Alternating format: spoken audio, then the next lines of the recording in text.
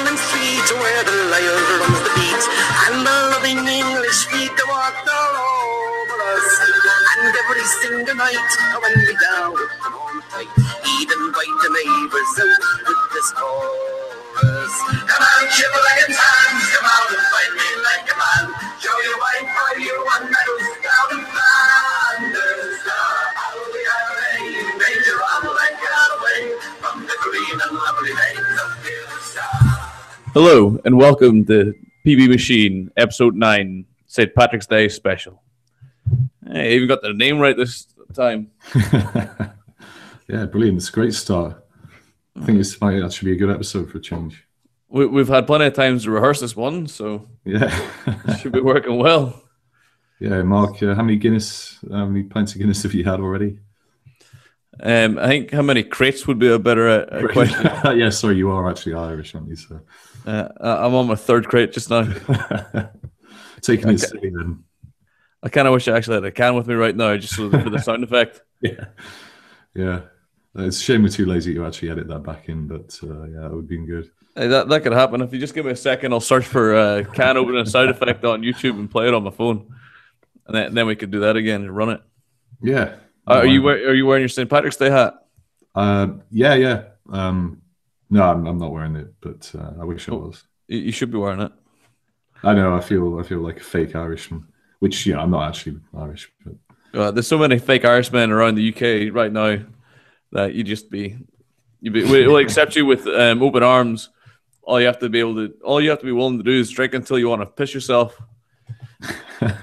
Yeah, that's pretty much standard St. Patrick's Day behaviour. Yeah, that's pretty much how it goes. Yeah.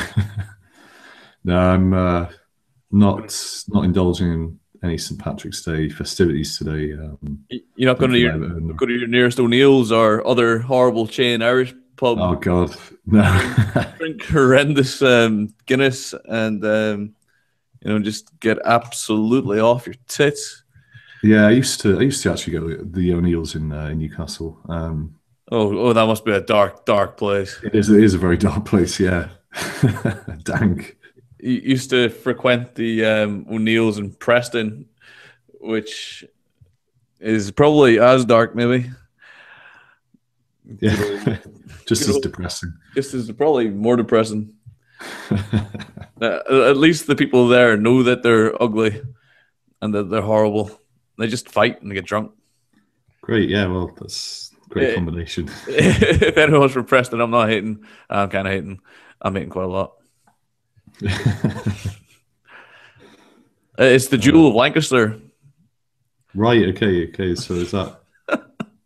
Does that mean? What does that say about the rest of Lancaster? Well, if you think about Lancaster, you have Liverpool, Blackpool, Manchester, Lancashire, Blackburn, where else? Burnley.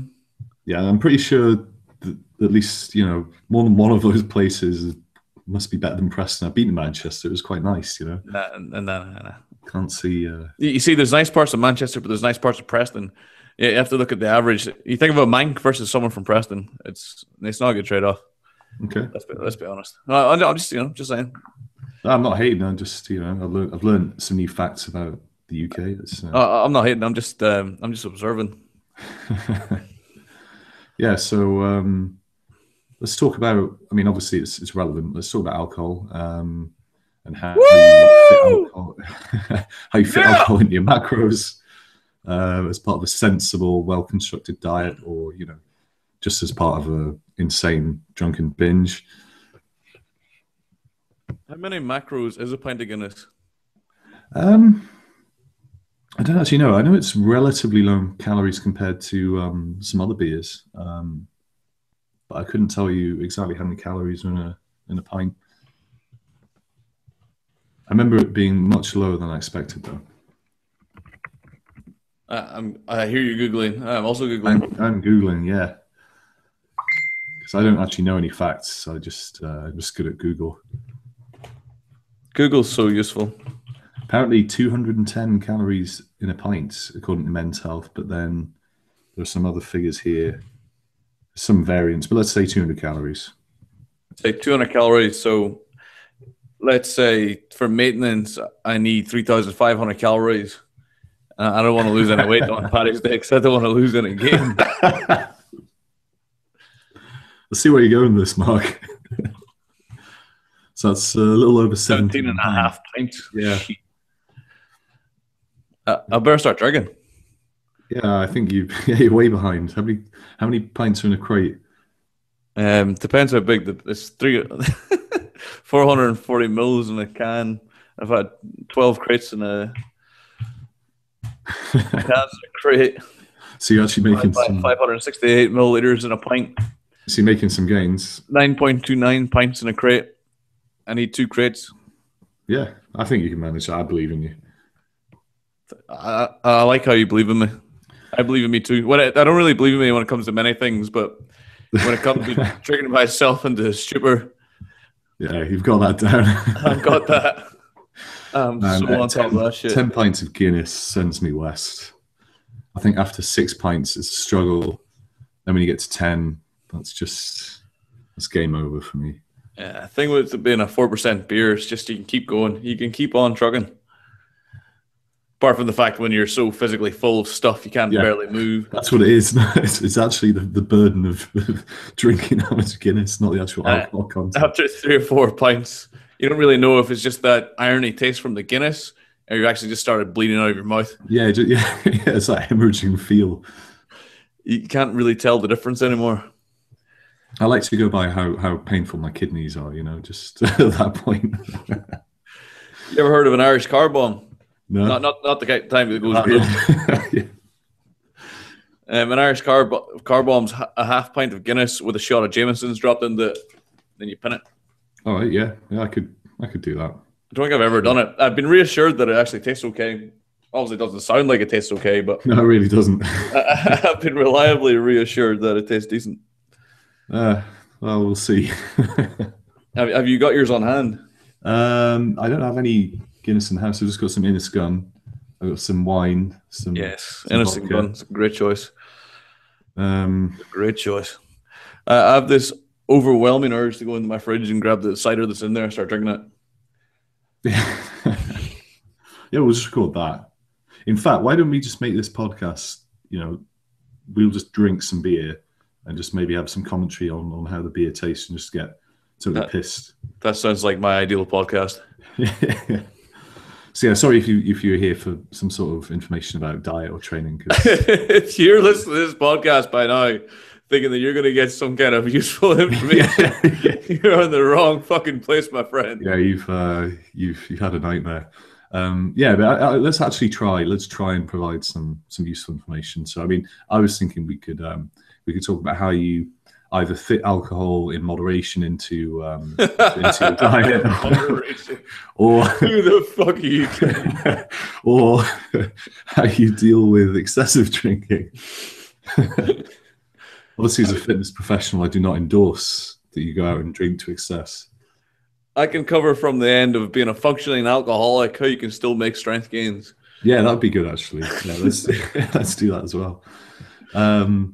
So yeah, just in terms of moderate drinking, what I always recommend is that you either just track the calories from whatever it is you're drinking if you track calories, or if you want to count macros. I found that it's good to just say each unit will count as 5 grams of fat, which is roughly calorically equivalent.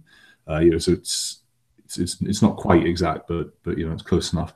And then just count the carbs from whatever you're drinking. If it's significant, I usually wouldn't bother.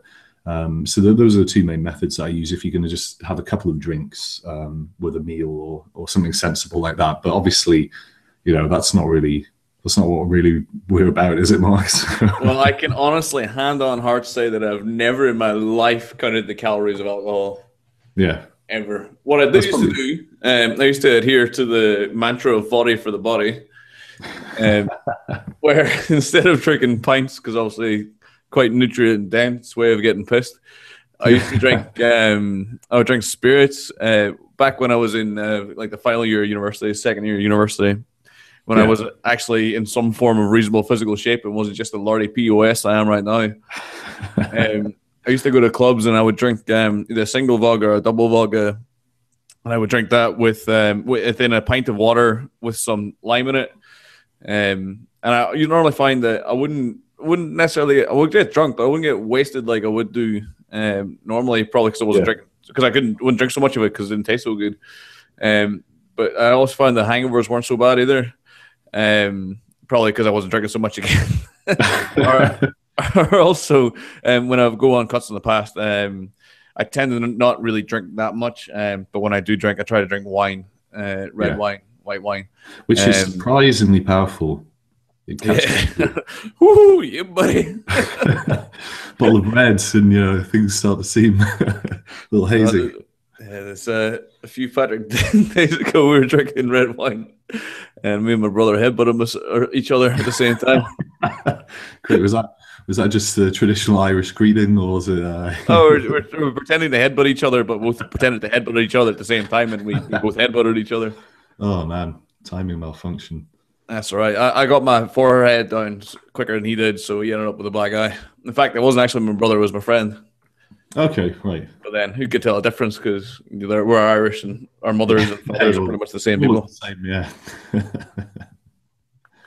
But yeah, no, that's a good bit of advice. That's also what I recommend if you are trying to diet and you're not really going to track. You're not going to track how many drinks you're having, or you're not going to be capable of doing that.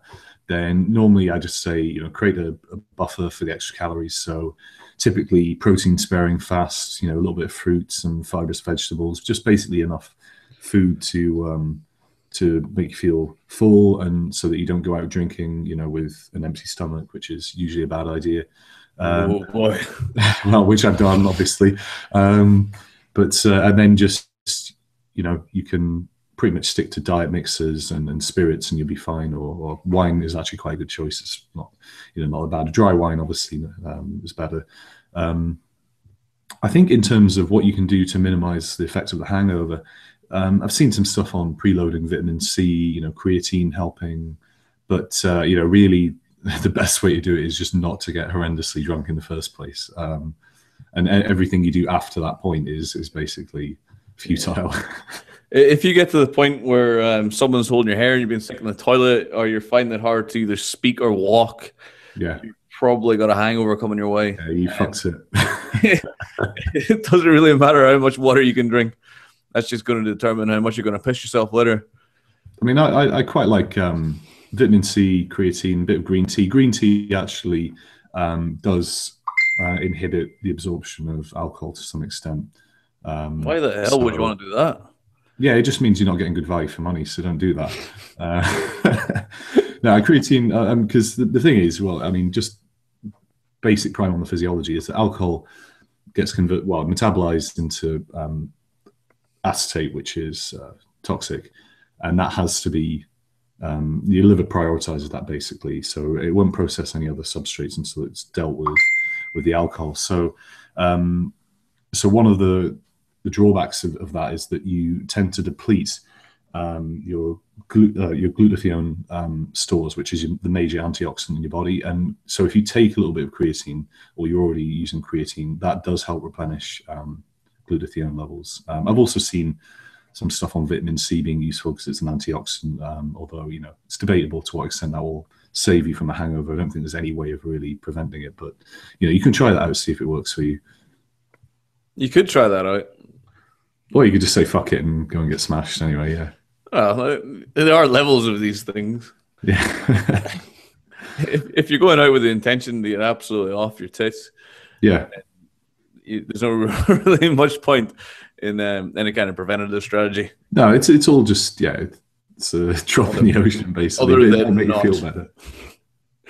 I think when it comes to not getting a hangover, I think the secret is just not to get fucking melted. Yeah. And the other thing is, I mean, just practically as well, if you're trying to diet and you're going to do this, and you know that when you come back home you're going to be hungry and you're going to maybe go for something you shouldn't, or you're going to regret later, which I've done far too many times, then just prepare, have some food in the fridge for the next day when you tempted to order Domino's or something. or just have some protein, like some chicken breast, something in the fridge when you get back. Don't do what I do, which is eat an entire box of cereal dry out of the box, which I've done more than once. So it's become a habit now. Yeah, don't do that. Don't eat like cheesecake either. That's not going to help your gains. No. Do eat cheesecake. Actually, yeah, do eat. Sorry, it will help your gains. There's quite a lot of protein in cheesecake as well. So, I think I'm more of a fan of just like the practical sort of things you can do. So, if you're out drinking, for every 1 pint you have a pint of water. Yeah, and that'll slow you down at least. Yeah, at the very least, it's going to slow you down. Or stick to a minimum, and then that's you. Yeah. Like maybe do like a 4. Like I'm having 4 pints, and then I'm on water, and that's it. Yeah. Or I'm going to get to a level, and then I'm going to go on water, and that's it. And just be disciplined enough to stick to that. Yeah, and then the other thing is just don't neck your drinks as soon as you get them. Just try and have some, pace yourself a little bit. I mean, obviously, if the goal is to get really drunk quickly, then obviously you want to just get as much in as possible in the shortest amount of time. But it's probably best to just pace yourself and then just try and enjoy the drink rather than just pouring it down your neck as rapidly as possible. Well, just buy something nice and expensive and enjoy it. Yeah, I find that helps. Yeah, but then again, you think these vodka trebles are quite cheap. I'm saving money here. I'm saving money on this £200 night out is about to happen. Yeah. I'm going to go pre-drink to the point where I can barely look 3 yards in front of myself, and then go to pay in an obscenely expensive nightclub where I'm going to buy rounds for everybody because I'm off it. That's what you do, yeah, exactly. You think, I'll buy some cheap alcohol in, get absolutely steaming before I leave the house, and then that's when you think, what would be a really good idea is if I started putting all these drinks on my card. My magical card. Fuck it, I'm gonna get some table service over here, get some bottles. What really impressed the guys if we went into VIP and I got a Grey Goose? That would be really impressive. Yeah, that's by the way, any guys listening, if you do that makes it irresistible to women. Especially if you hold the bottle up and take a photo, in turn, all of you holding the bottle as if you've never seen alcohol before in your life. Hey, but it's good vodka because it's cold. Yes, exactly. Yeah, a bottle of Belvedere, just get some of that in. That's even colder. Really. Yeah. Yeah, don't do that, please, for the love of God, don't do that. But yeah, you're right. The practical stuff you can do is just don't get as blind drunk as you would have done otherwise. And like I said, prepare some food for the next day if you know you're going to suffer with a hangover and you're going to make some stupid choices the next day in terms of your diet. But if it does happen, obviously it's not the end of the world. Just don't go crazy and order more food than you can eat, which is what most people do, and then just sit there staring at your box of pizza. crying in your nachos because you can't finish it. So and the 25 quid you spent on that kebab. Yeah, exactly. And 12-inch pizza and chips. Yeah, so that's just a bit of practical advice there. Not that makes a blind bit of difference when you are drunk, of course. It's difficult to remember. And wonder if you could have like a DEFCON system for drinking. Yeah. If you going out, if you go to DEFCON 5, it's a stag do or hen do, or you're in first year of university and every night's DEFCON 5. Just accept it. Yeah. Go with it. Yeah, just just say a little prayer for your liver and kidneys. Just unfurther yourself on the world and work on that binge drinking and that alcoholism. DEFCON 4, you're going to remember coming home, but you're still going to feel like shit. DEFCON 3, you're going to go to the club and regret it for the hour that you're there and eventually leave. God, I hate this music. I wonder what the people are doing on the misc. My feet hurt. Why am I here? Need to check Reddit for some Q&As. Does anyone here even lift? What are these feels? DEFCON 2, going out for dinner, a couple of beers with dinner, chat your missus, chat some friends, 2-3 beers, 4 beers, 5 beers. Oh shit, this is escalating. DEFCON 3. Let's go out to the club. This is shit. Shots. DEFCON 4. I better get some water in. Fuck the water. Your friend comes at you with a cocktail, snorkel of EK, DEFCON 5, blackout. I'll be honest, I'm either at DEFCON 1 or 5. I don't really. So the way I look at it is, on average, that's DEFCON 3. So I'm all right. Yeah. I do think it's very easy to talk about drinking in moderation. Yeah, it is. But then doing it is another thing entirely. Yeah, because it ignores every environmental factor, every bit of like human behavior, psychology. It's all very well saying drink in moderation, but that also depends, who your friends are, and how much they like to drink as well, and how weak you are as an individual. There are cases where it can happen. Oh yeah, of course. It definitely depends on who you're with. If you're with like your girlfriend and her parents, and you're around theirs, have a couple of wines, you can drink moderate. You can move on to coffee, chill out, whatever. Well, in my experience, you watch your girlfriend progressively get more and more smashed as she tries to match you on drinks, and then you have to put her in a taxi and spend the rest of the night holding her hair back as she's sitting in the pocket. The other scenario when you're with the lads, Ring of Fire's happening, and shit's gonna get real. Just the way it is. Sorry, I'm only drinking one. You only drinking what? Hey, this guy's not drinking. What? And then ensue the next 3 hours of being called a homosexual. Well, people try and peer pressure you into drinking. But I'll just say right now, I've got mad respect for anyone that doesn't drink and goes out and still doesn't drink. Yeah, I mean, I used to do that a fair bit, just like drink Diet Coke or whatever. And when I worked in clubs, I would always just stick to Diet Coke or Red Bull or something. But, it's now, for me, it's because I don't go out as much as I used to. I don't really feel the need to not drink as much, because it's a rare occurrence. Well, not that rare, but, it's a rare occurrence.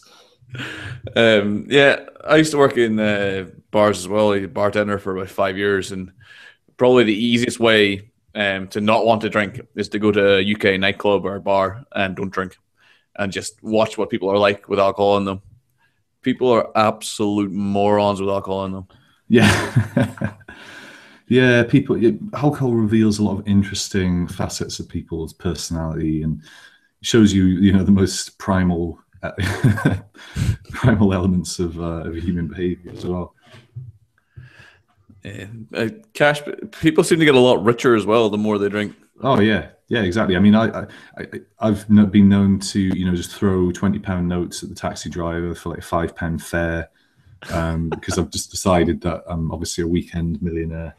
Like I said, putting drinks on your card is never a good idea. Nah, it's never. Just don't bring the card out. Yeah, no, seriously, that's why I leave it at home now. It's not a good idea. Can't be trusted with money. It will not end well.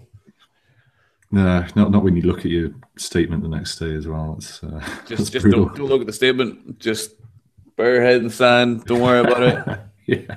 Keep it on, and then that fateful time when you put the card in, you're low on funds, but you don't know quite how low funds you are. You're gonna get some food, tenner, insufficient funds. Oh fuck! Oh fuck! Oh fuck! Oh fuck! Oh fuck! Oh fuck! Oh fuck! Oh fuck! Universally, in a nutshell, pretty much. Yeah, I suppose actually another thing worth touching on as well is how if you're going to go out drinking, how that affects the rest of your routine in terms of hitting the gym and sticking to your diet. Because I think the biggest thing is lack of sleep, and then obviously if you're hungover, you don't want to train. But to be honest, I don't think that it makes a big difference to performance. In my experience, I've had plenty of times where I'd go out drinking, wake up pretty early the next day, and go in and set a PB. So I mean, maybe I'm weird, but I never found it really affected my performance at uni. Definitely levels. That's what I'd say to that. Levels of hangover. There are functioning hangovers, and there are hangovers when you just go to the gym, squat the bar, go, look, it's not happening today, lads, to go home. I've done that before. I used to, when I lived in Preston, used to train at a gym called Ultraflex. What's up, Ultraflex crew? Represent. It was probably like 50 minutes away from the house I was living in, so I would walk to the gym, hanging out my arse. Would go in, would warm up to maybe 30%, 40% working weight, but like, you know what? This is just not happening. And then just walk back. So I got like 2 hours of steady state cardio in, so it wasn't all a lot. Yeah. Yeah. I mean, cardio is obviously, you know, the dance floor previous night. Or, you know, if you slightly better interacting with people, perhaps something more than that. But yeah, the lifting thing, I don't know. I mean, I've had a few complete write-offs where it's just like, I'm not even going to get out of bed today. But for the most part, I found it didn't really affect me. I mean, this is me saying this after Sunday night, and I've literally, the last thing I want to do is set foot in the gym. Have you been to the gym since Sunday? I have, yes. I trained today. Felt good, man. Felt real good. It feels John Goodman. Don't have the shakes today. It's great. Unrack that bar with confidence. I didn't vomit blood once this morning. Yeah, I do think like talking about drinking and training, it's gotta. If you are going to drink, I would say definitely drink before a rest day. If you are going to drink, to any level, even if you're only going to have 3 or 4 drinks. And from my experience, even like 2 drinks, maybe 3 drinks of beer, like maybe I like beer, so I drink mainly beer. But I would drink like 500 ml, 660 ml bottles typically. And if I'm drinking, like maybe I have a couple of drinks on a weeknight, I might have 2 or 3 of those infrequently. But the days that I do have those, the sleep quality is so poor that it makes the next day's workout like 2 or 3 times harder. I find like you still haven't managed to not do a workout because I've had a couple of drinks the night before. But like if I had the choice, which of course I do, I also have the choice. Yeah. If I wasn't an alcoholic and I had the choice, if I was fully in control of my actions, which if I'm being honest, I'm not. But if I was fully in control of my actions, and German wheat beer didn't taste so damn good, I would just not drink before training day. Not even once. Yeah. It's just not even worth it. It really isn't. And you know, I've done this often enough to know that as well. You know, I've tested this. This is not just N equals 1 sample here. This has been tested extremely well.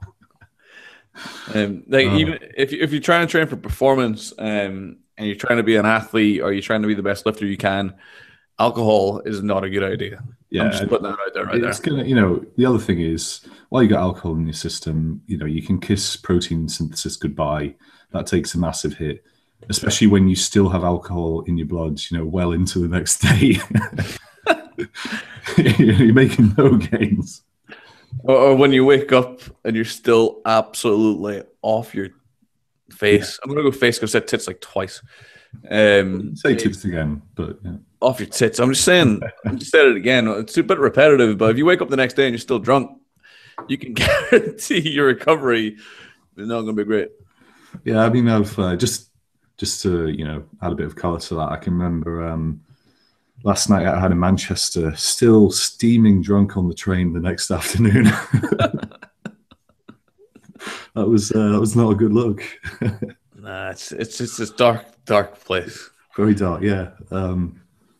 I think that's still a great night out, but you know, huge amounts of regret the next day.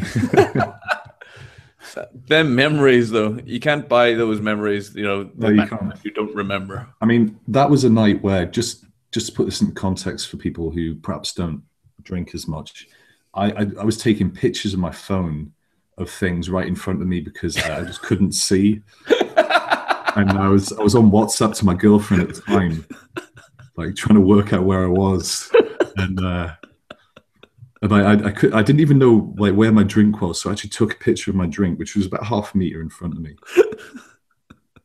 and I was sort of staring at that.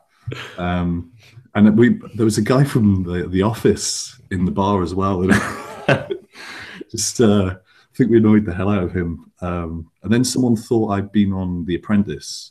Have you been on The Apprentice? No, I really haven't. No, I think I ended up just going along with that and getting them to buy me some drinks, which wasn't. I didn't need any more drinks at that point as well, which was so that wasn't a good idea.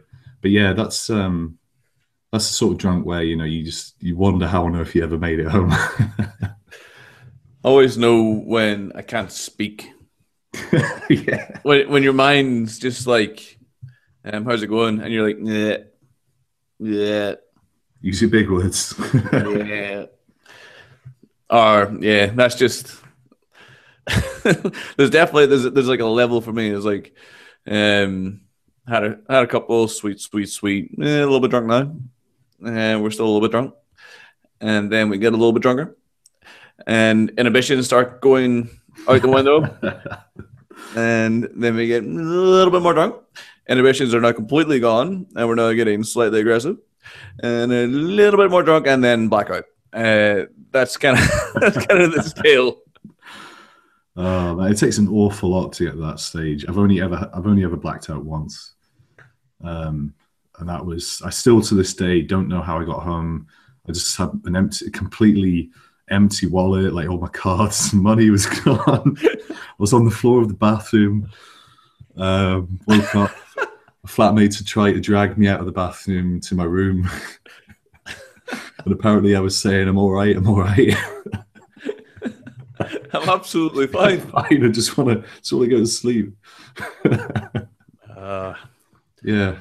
So yeah, but just to summarize, just drink in moderation. Yeah, drink in moderation. Yeah, it's not worth it, kids. It's not. As hilarious as it is, and it is quite hilarious. Yeah. If you are trying to like follow some kind of performance plan, or you're trying to be a good lifter, you're trying to be a good athlete, or you're a bodybuilder, or you're whatever, it's just not worth it. They just cut it out. That's what I'd say. Yeah, exactly. I mean, especially it's much easier to just cut it out completely for a few weeks or however long it takes you to complete your training cycle, for whatever it is, like if you're training for a meet or whatever, than it is to just try and, balance that with your goals. I mean, I would say try and be as single-minded as possible with stuff like that. Yeah, if you're building up to a meet or you're building up to competition and you're like in the prep cycle, just don't drink during the prep cycle. Like if you're trying to take it seriously, if you're just doing it for fun, then drink. Yeah. Yeah. Just get really drunk on the day of the meet. But yeah. My first weightlifting comp, I did when I for my mate's stag do, which was in Edinburgh, and the competition was in Glasgow, and we we were in the student union. I think this was we've been the strippers, whatever. And it was like 2:00. We're sitting in the students' union upstairs. This in the Edinburgh Uni Students' Union. There's a big upstairs, and the TV is really nice, like bar with like stained glass windows and whatever. And we're sitting down having it. Like we kind of went past like raging drunk, and we kind of come back down again to conversational. Yeah, I'm drunk, but I enjoy each other's company. And one of my friends turns around to me and goes, "You don't have a competition tomorrow?" And I just thinking, "Oh shit!" Yes, I do.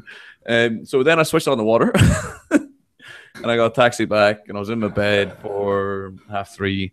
I can't remember specifics, but I had to get up at like 8:30 the next morning to compete. Got up still drunk. Weighed in. Went to the warm-up room, snatched the bar, and then went to snatch 40.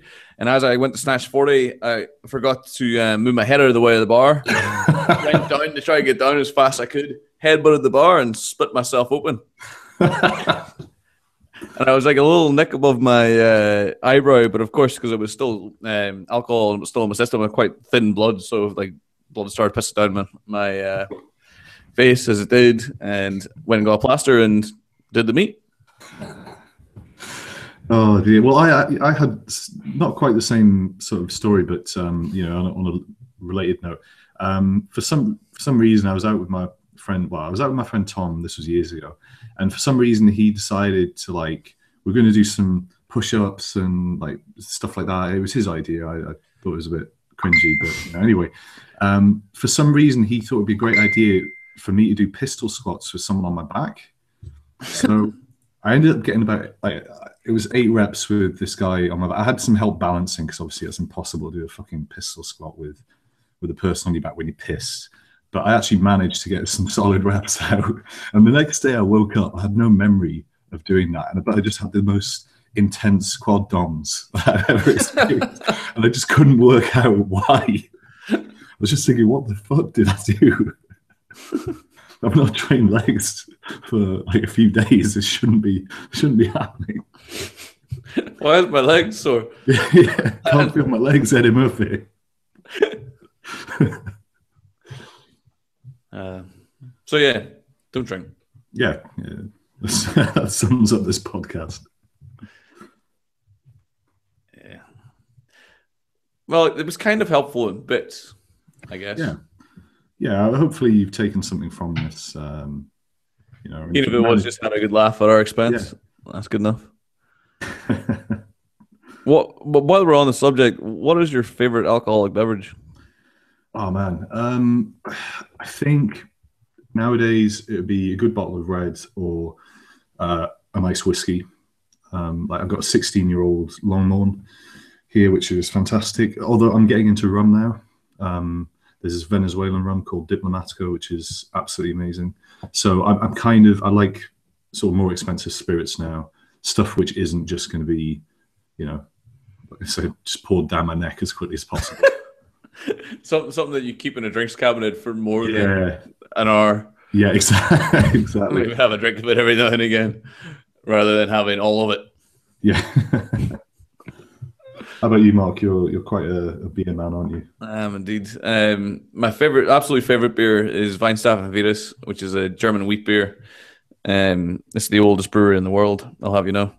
Very, very good, although very difficult to get my hands on. Before our listeners say we don't give them any facts, there you go. There you go. That's a fact. Absolutely outstanding beer. Definitely my favorite. As far as like lagers and stuff go, Innocent Gun, as which I know you're aware of. Yeah, it's fantastic beer. Absolutely fantastic beer. Brewed here in Edinburgh. Now, if you are going to binge drink, that would be a good choice. Oh, it's a great choice. Don't do that, but if you were, it's a great choice. Like I did on Saturday. I mean, like I had a few on Saturday, watching the Six Nations, and it tastes so good, but it hits like a fucking mule. Yeah. Do not just knock them back. It's not tenants. You can't strike it that fast. Trust me, it's not a good idea. I made that mistake pre-drinking on Inniscan. That was horrific. It tastes so good though. It is absolutely delicious. Absolutely delicious. Spirits wise, not a huge spirit man. I do like a gin and tonic. Oh, are you aware of Williams gin? Yeah, I've not really had it very. I haven't had a lot of it though. I think I've had it once. Fantastic gin. Williams gin. They do. Can't remember the name of it. I think it's Crisp or something like that. Basically, it's the most expensive version. Baller. If that with have you come across Fever Tree tonic? Yes, but I've never tried it. I've seen it. It's literally the next level. It's basically like you get the Tesco's or the Sainsbury's own brand tonic and Schweppes. You can't tell the difference. Yeah. Well, maybe I can't tell the difference anyway. With the Fever Tree, there's a definite difference. Oh, they step the game up. They don't change the game. They don't change. They literally, when it comes to gin and tonic, they don't change the game. But yeah, Williams with one of those is a very good spirit. I'll give that a try because I do like gin and tonic. Oh, so good. I like port's quite nice. Port is fantastic. Do like a port and wine. I like red. I like Rioja. Yeah. I mean, I'm getting into Pinot Noir now. Quite like that New Zealand Pinot Noir. A lot of the New World wines. Having just come back from Australia and did a little tour of the Hunter Valley, I prefer its French wine now, if I'm honest. Less pompous. Yeah, and they're just more consistent with the so like year on year, you can expect the same flavor from the wine, the same you're going to get the same wine. And it's not a matter of, oh, this was a good year, or, you know, they had a good crop that year. It's pretty much that whatever you get, it's just a matter of when it's drinkable. So, also, if you like cider, Thistle Cross is unreal. Yeah. Not actually. I don't drink that much cider now, but yeah, I could go for a decent cider. Yeah, definitely would recommend Thistle Cross if you ever come across it. Very, very good. Yeah, I mean, White Lightning is more my thing, but well, if you're coming down that, if you're going down the Edward Cider Hands